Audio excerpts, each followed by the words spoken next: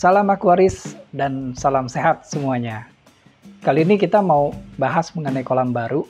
Jadi rupanya masih banyak yang bingung berapa lama sih tepatnya kalau setelah bikin kolam terus udah boleh diisi ikan. Walaupun yang nanya ini mungkin juga udah tahu ya, akan ada peristiwa new pond syndrome, dimana kalau pemilik memaksa memasukkan ikan ke kolam barunya karena nggak sabar gitu ya, kira-kira ya, bisa akan menyebabkan banyak dan seringnya jumlah ikan yang mati. Tapi orang ini juga tahu nih kalau sebenarnya bisa di speed up, bisa dipercepat dengan menggunakan bakteri starter.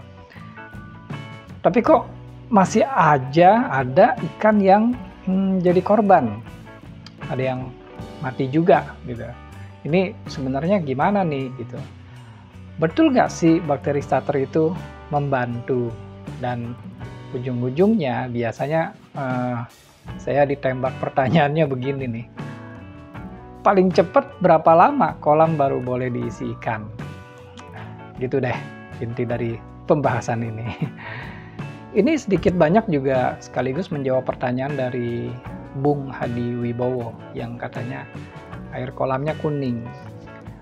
Menurut informasinya memang kolamnya baru 1 bulan running, dan Bung Hadi ini takut ada yang salah dengan sistem kolamnya yang udah dibuat. Sebenarnya kalau aturannya diikuti ya semua akan berjalan baik-baik saja. Paling cepat kolam itu setelah jadi bisa diisi dengan ikan koi kesayangan kita itu adalah sekitar 1 minggu atau 7 hari. Tapi aturannya mesti diikuti. Kalau kita pakai cara alami, mungkin kolam baru itu mungkin ya mulai aman baru sekitar 3 bulanan. Nah ini bener-bener didiemin gitu aja masalahnya, nggak ada usaha diakal-akalin gitu agar lebih cepat ya. Lalu orang mulai menemukan cara mempercepat, biasanya pakai kedebok pisang. Ini kita sebut sebagai cara tradisional ya. Orang zaman dahulu itu biasanya kesulitan punya alat tes parameter air. Jadi mereka biasanya hanya mengandalkan tanda-tanda yang kelihatan oleh mata mereka. Nah, tahapannya tuh mulai dari air butek gitu, lalu perlahan-lahan warnanya air jadi mulai kuning atau kecoklatan, lalu masuk ke tahap air berwarna hijau sampai airnya mulai bening. Jadi masih tetap agak kehijauan, tapi udah mulai kelihatan sampai ke dasar. Nah, di tahap ini sudah bisa dianggap aman. Kalau dengan diakalin seperti ini, kolam tuh kira-kira sudah aman sekitar 1,5 bulan lah. Nah ini kita sebut cara tradisional ya. Nah, jadi kalau kita lihat dari cerita saya tadi, berarti ada 3 cara ya. Yang pertama adalah dengan menggunakan bakteri starter. Cara ini paling cepat, bisa dalam waktu 7 hari atau seminggu udah bisa masukin ikan. Lalu cara kedua dengan cara tradisional, ini bisa sekitar 1,5 bulan. Dan yang terakhir adalah cara natural atau alami. Ini bisa sekitar 3 bulan. Sebelum masuk ke salah satu cara tersebut, kolam tentunya dibersihkan terlebih dahulu. Ya kayak kita bersihin bak mandi, digosok-gosok semua dinding dan dasar kolam gitu, dikeluarkan semua kotoran-kotoran yang ada. Nah, setelah kolam selesai dicuci, baru kita masuk ke dalam tahapan proses, yaitu proses sterilisasi. Nah, kolam baru ini perlu disterilkan dari semua residu kimia yang tertinggal, seperti pengaruh semen ya, lem sealant, pipa gitu, dan lain sebagainya gitu. Akan ada banyak kandungan toksik yang terlarut nanti apabila kolam sudah diisi dengan air. Oleh sebab itu kolam tuh perlu diisi sampai penuh. Ini juga sekaligus buat uji kebocoran juga ya, dan uji berjalannya sistem kolam yang sudah dibuat ya, pompa, lampu, skimmer gitu, apapun peralatan yang sudah disiapkan akan kita hidupkan. Nah, pada saat air sudah terisi penuh, biasanya pH kolam juga akan langsung naik sekitar 8,0. Ini biasanya karena residu dari zat-zat terlarut tadi, semen, pelapis anti bocor gitu ya, epoksi gitu, dan lain-lain gitu. Untuk itu ya sebetulnya memang perlu larut semuanya ya, agar segera menjadi netral gitu. Nah, untuk mempercepat pelarutan residu tadi, biasanya dimasukin garam yang cukup banyak. Karena kan sifat garam itu korosif, dia akan mengikis residu-residu yang masih kuat nih, yang melekat pada dasar dan dinding kolam gitu. Nah, sekaligus garam ini juga nanti akan menekan laju kenaikan pH, sehingga akan turun dia perlahan-lahan. Nah, tahap netralisir ini atau pencucian ini dilakukan selama 2 hari. Jadi kolam diisi air sampai penuh, sistemnya running, dijalankan semuanya ya. Ya kecuali lampu gitu ya, itu sih opsional, terserah mau dijalanin juga boleh gitu. Nah, ini semuanya dibiarkan seperti ini selama 2 hari penuh. Setelah 2 hari kolam running dengan air garam, dan bila tidak ditemui ada masalah pada sistem, maka bisa diasumsikan semua residu sudah rontok dan sudah terlarut bersama air. Ya mungkin nanti akan ketemu tuh ada bentuk puingan kecil-kecil gitu, mungkin ya masih terlihat ya yang begitu-begitu di dasar kolam gitu. Jadi kita perlu kuras airnya. Nah, ini juga sekaligus buat testing juga sih, kita punya sistem pengurasan kolam ya, main drain gitu. Sekalian diuji juga sistem backwash-nya pada chamber-chamber filter kita gitu. Nah, kalau nggak ada masalah pada sistem drain dan backwash, maka kolam kita isi lagi. Nah, setelah ini baru kita mulai masuk ke metode dari yang 3 tadi itu.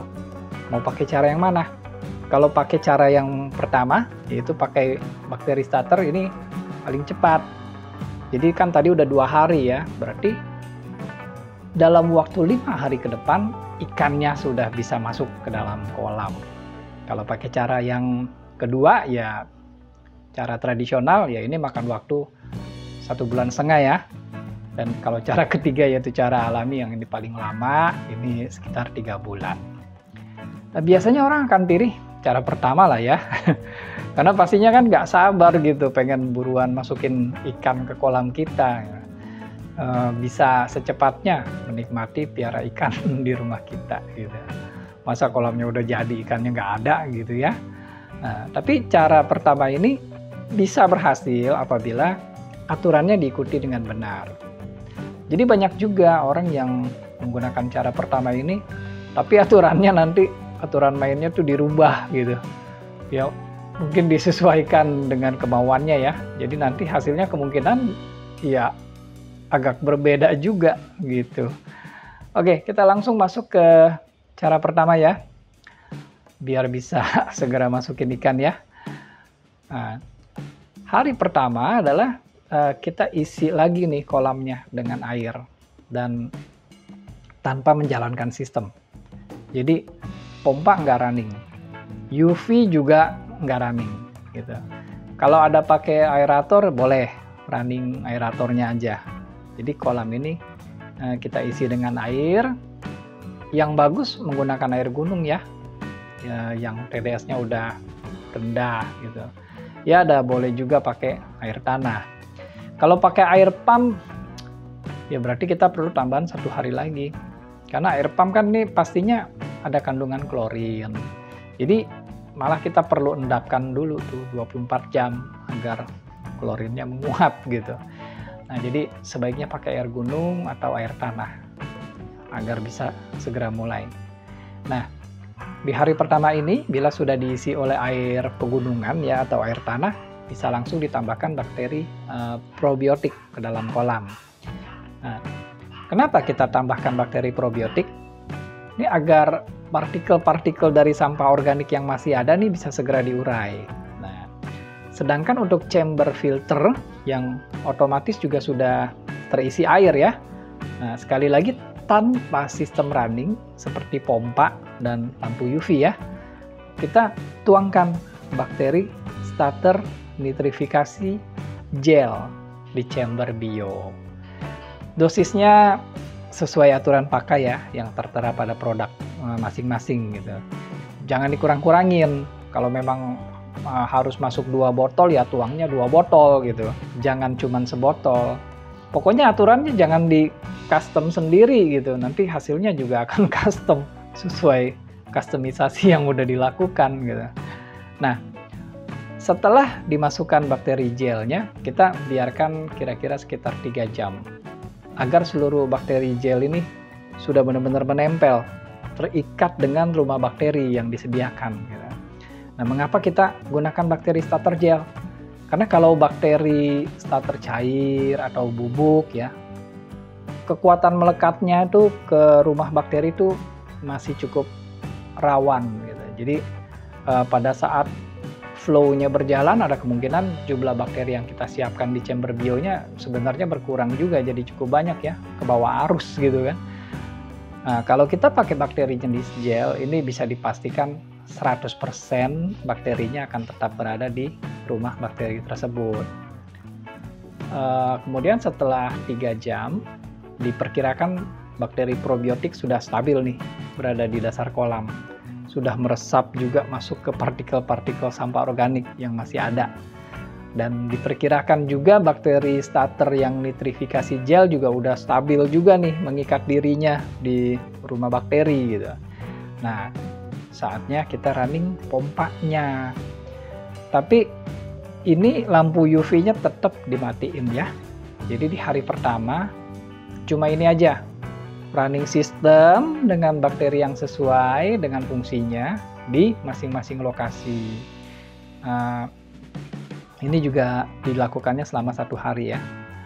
Oke, kemudian masuk ke hari kedua, kita mulai masukin lagi tuh bakteri starter nitrifikasi dalam bentuk bom. Bentuknya tuh seperti bola kasti, cukup besar. Ini satu bola ini bisa buat 10 ton air. Jadi kalau kolamnya kurang dari 10.000 liter ya, 10 ton, ya cuman butuh 1 bola gitu. Kalau lebih dari itu ya tinggal dikalikan sesuai kebutuhan aja. Nah, bakteri bom ini kita masukkannya ke dalam kolamnya langsung ya, bukan ke chamber bio gitu. Jadi di hari kedua ini kembali ya, UV-nya masih belum dinyalakan, dan sebaiknya mulai dimasukkan tuh ikan sapu-sapu. Boleh juga ikan nila atau ikan apapun ya, yang sebenarnya bukan tujuan kita pelihara ikan ini nanti di kolam. Nah, jumlahnya kira-kira 1 ikan per 1000 liter. Jadi kalau kolamnya 10 ton ya, atau 10.000 liter, jadi boleh masukin ikannya 10 ekor. Misalnya sapu-sapunya 5, ikan nilanya 5 gitu. Ya boleh juga mau ikan nila semua juga nggak apa-apa, ini silakan aja. Intinya kita memang mau merawat bakteri yang sudah kita masukkan ke kolam, bukan merawat ikan sapu-sapu atau ikan nilanya ya, bukan. Karena si bakteri ini kan juga perlu makanan, maka kita boleh nih mulai kasih makan si ikan. Sehari boleh 3 kali makan. Jadi nanti si ikan kan punya kotoran ya, punya pup. Nah, pupnya ini nanti akan jadi makanannya si bakteri. Nah, kemudian di hari ketiga ya, di hari ketiga itu lampu UV udah boleh dinyalain. Nah, untuk penggunaan lampu UV ini juga sebetulnya cukup menentukan nih, apakah nanti akan melewati masa kuningan atau masa coklatan ya bilangnya ya. Kemudian setelah masa kuningan atau coklatan tersebut juga akan memasuki masa kehijauan. Yang pasti sudah tidak akan memasuki masa kematian. Jadi udah nggak ada lagi ikan-ikan yang mati nih. Jadi UV yang disarankan itu adalah jenis UV yang memang didesain buat kolam. Kalau UV buat kolam tuh kan tidak diletakkan di chamber filter gitu. Jadi dia berdiri sendiri di luar kolam dan di luar chamber gitu. Jadi gambarnya kira-kira begini nih. Jadi desainnya ada dua tipe.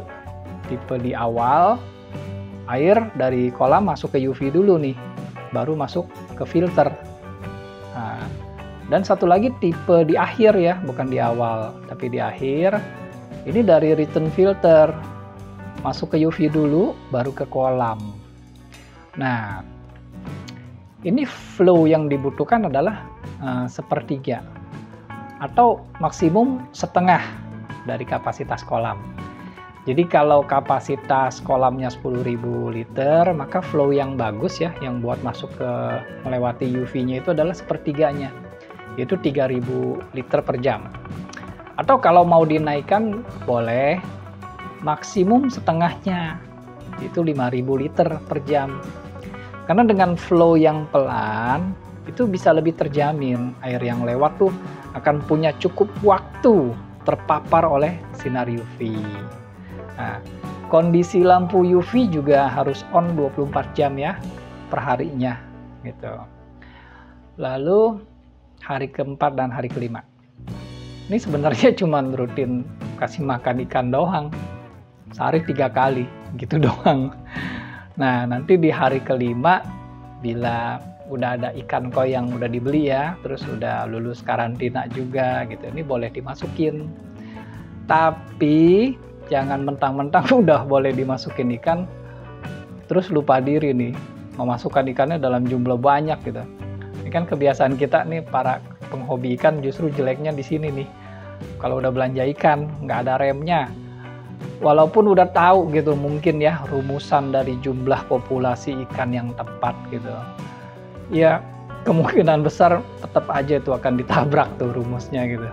Sampai ntar kira-kira udah setengah tahun gitu, baru mulai mikir, mulai berasa berat dipakan gitu. Gitu nggak? Moga-moga nggak ya. Oke, karena sudah menyinggung mengenai jumlah populasi ya, populasi ikan koi, kita samain dulu nih persepsinya ya.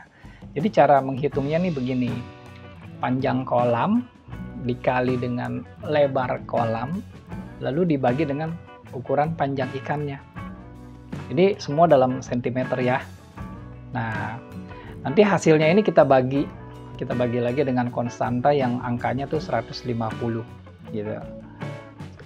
Biar gampang kita pakai contoh aja ya. Misalnya panjang kolamnya itu 6 meter, terus lebarnya 4 meter. Terus ikan yang mau dibeli itu ukurannya kira-kira 50 cm-an deh gitu. Jadi hitungannya gini, 6 meter kan 600 cm ya. Jadi 600 dikali 400 sama dengan 240.000 ya. Dibagi ukuran ikan yang mau dibeli nih 50 cm gitu. Itu jadinya 4.800 ya. Nah, terus ini dibagi lagi nih dengan 150 yang angka konstanta tadi gitu. Nah, ini hasil akhirnya adalah 32 ekor. Mudah ya? Nah, waktu nambah atau memasukkan ikannya juga kalau bisa jangan langsung sekaligus 32 ekor begitu. Karena keseimbangan water chemistry dengan bakteri nitrifikasi dan bakteri pengurai juga kan masih dalam proses mencapai kestabilan ya. Jadi dicicil ya. Pokoknya maksimalnya 32 gitu untuk ukuran ikan koi yang 50 cm. Nah, simpel kan cara ke satu ini? Dalam 5 hari udah bisa masuk ikan dengan aman. Nah, ini kalau cara ke satu ini diikuti dengan benar, maka hampir tidak ada yang namanya tahapan air kuning atau kecoklatan dan tahapan air hijau gitu. Apalagi tahapan kematian nggak ada. Dan setelah ikannya terisi sampai batas maksimalnya, kalau tadi kan contohnya jumlah maksimalnya 32 ekor ya. Jadi kita anggap kalau ikannya udah mencapai jumlahnya 32, ini beserta sapu-sapu dan ikan pendamping lain ya. Jadi seperti nila tadi gitu misalnya. Jadi kalau 32 ini mau ikan koi semua ya dikeluarin ikan sapu-sapunya dan ikan nilanya gitu. Saran saya sih sapu-sapunya boleh tetap beberapa ya, agar ada yang bantuin makan lumut yang tumbuh di kolam nanti. Ya walaupun sudah ada UV, lumut itu kemungkinannya akan tetap ada. Kita nggak bisa bener-bener steril gitu dari lumut tuh, nggak bisa gitu. Ya paling bisa kita minimalisir agar jangan sampai airnya jadi hijau atau lumutnya tumbuh liar. Nah, lanjut ke angka maksimal yang tadi ya. Kalau udah tercapai nih, kasih makannya normal, udah sehari 2 kali, udah jangan keterusan sehari 3 kali begitu ya. Kecuali media bionya benar-benar mapan, itu terserah deh. Lihat aja di video saya sebelumnya mengenai biomedia, kan ada tuh biomedia part 1 dan biomedia part 2, itu mengenai jenis-jenis biomedia yang baik gitu, dan serta aturan pemberian makanan pada ikan ada di situ ya. Oke, cara ke-1 ini cukup sampai di sini, harusnya gampang asal aturannya diikuti dengan benar. Kalau cara kedua, yaitu yang cara tradisional, sebenarnya proses kerjanya kan sama aja ya. Biasanya kan mereka pakai gedebok pisang tuh, yang seperti ini nih ya. Sekalian daun pisangnya juga nggak apa-apa. Ini dipotong kecil-kecil dan dibiarkan masuk ke dalam kolam selama beberapa hari. Nah, ini kan sebenarnya akan mengalami proses pembusukan, fermentasi. Nah, dari proses pembusukan kan nantinya akan timbul bakteri pengurai. Jadi prinsipnya adalah pakai prinsip bakteri probiotik ya sebenarnya.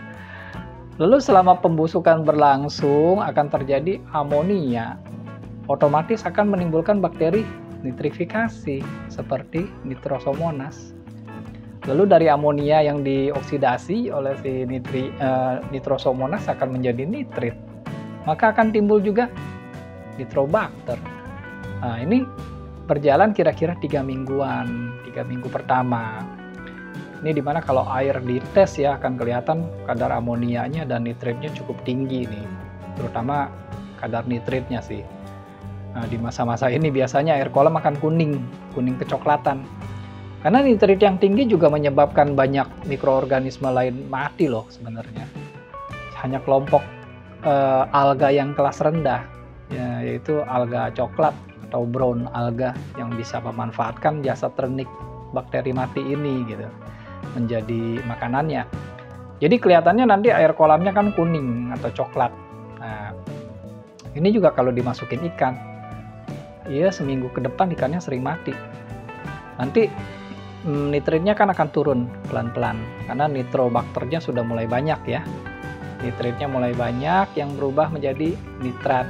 Nah, itu kira-kira masuk di minggu keempat deh. Nah, di minggu ini akan ada kelompok alga yang tingkat kehidupannya lebih tinggi, itu mulai tumbuh, yaitu alga hijau atau green alga. Itu sebabnya air kolam mulai berubah nih dari kecoklatan menjadi hijau gitu. Jadi kolam akan kelihatan hijau ya. Nah, nanti minggu ke-6 nitratnya udah tinggi nih. Tapi amonia dan nitritnya udah turun ke angka yang aman. Nah, pada saat ini boleh ganti air setengahnya agar nitratnya turun dan air nggak terlalu hijau. Lalu udah bisa masuk ikan. Nah, saya punya teman di Bali pernah mengalami masa kecoklatan yang sangat panjang. Bahkan hanya sempat menjadi hijau itu 1-2 hari, lalu jadi kuning lagi, jadi coklat lagi gitu. Nah, ini setelah rangkaian water tester dijalankan, itu didapati ternyata ada kadar fosfatnya sangat tinggi loh. Bahkan setelah air dikuras dan diganti pun, fosfatnya sudah tinggi lagi gitu. Jadi ternyata air sumber yang memang berasal dari saluran air yang ada di sekitarnya gitu. Ini memang lokasinya berada di area wisata yang banyak persawahan dan perkebunan sih. Jadi ada sumber air di sana yang bisa dialirkan ke dalam kolam. Nah, ini ternyata penggunaan pupuk yang cukup sering ya pada daerah ini menyebabkan air sumbernya tuh banyak mengandung fosfat gitu. Jadi alga coklat begitu kuat untuk bisa hidup lama, bahkan mengalahkan alga hijau yang harusnya bisa mendominasi di fase berikutnya. Nah, jadi nanti tolong diperhatikan juga ya air sumbernya ya, terutama dari kandungan fosfatnya gitu. Oke, Lalu lanjutannya yaitu tentang cara ketiga. Saya rasa nggak ada yang perlu dibahas ya. Kalau yang cara ketiga ini nggak akan ada yang mau juga sih nunggu kolam barunya sampai 3 bulan baru boleh diisikan. Lagian memang kalau secara natural itu kan airnya setelah diisi ya didiamkan begitu saja agar bakterinya tumbuh sendiri gitu. Meningkat jumlahnya perlahan-lahan sampai tercipta keseimbangan dengan water chemistry-nya gitu. Jadi gak ada hal yang menarik yang bisa dibahas dalam cara ketiga yang natural ini gitu. Oke, sekarang berarti pertanyaan mengenai berapa lama kolam yang baru dibuat bisa diisi ikan. Jawabannya secara default itu ada 3 ya. Jadi 7 hari, 45 hari atau 1,5 bulan, dan 90 hari atau 3 bulan. Tinggal pilih mau yang mana, lalu ikuti aturan mainnya. Gitu ya. Nah, biasanya orang suka tidak sesuai nih dengan hasil yang diharapkan karena ada modifikasi atau kustomisasi dari hal-hal yang diperlukan gitu. Misalnya dosis bakteri starter deh yang paling umum, atau aturan 30% kapasitas filtrasi gitu, atau pakai UV celup gitu bukan UV kolam, atau flow-nya yang terlalu cepat gitu. Jadi ini semua nanti ada pengaruh di tahapan kuning coklatan atau tahapan hijauan gitu. Oke, saya rasa sudah cukup ya pembahasan kita mengenai berapa lama kolam baru agar bisa segera diisi oleh ikan. Moga-moga informasi ini cukup bermanfaat, dapat menambah wawasan kita mengenai dunia akuaris di hobi kita ini. Saya sudahi dulu pertemuan kita, akan kita lanjutkan di kesempatan yang akan datang, dan terima kasih sudah menonton. Salam Akuaris.